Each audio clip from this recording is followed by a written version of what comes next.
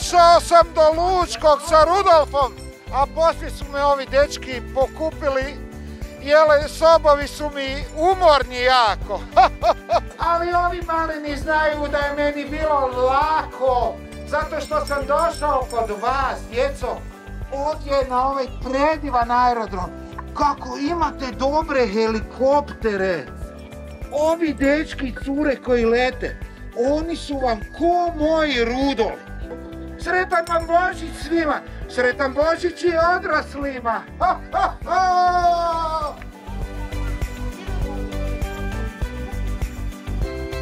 Koga si vidjela ovdje danas? Djeda Mraza. S čim je došao Djeda Mraz? S čim se spustio? Helikopterom. Sa helikopterom. Ili imaš neke želje za ovaj Božić i Novu godinu? Pa želim samo da svi budu zdravi i da provedu lijepo Božić. Sretan Božić i Nova godina. Sretan Božić i Nova godina svima.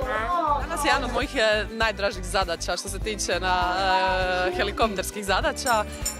Spasili smo djeda Božićnjaka i ove godine, uzeli smo poklone i podijelili djeci. Što je najbitnije da se družimo, volimo, da lijepo provedemo ove blagdane u krugu svojih bližnjih i da sve prođe u najboljem redu i da dočekamo novu 2026. godinu zdravi i veseli. Svi pripadnici 194. eskadrile višenamjenskih helikoptera žele vam čestit Božić i sretnu 2026. godinu.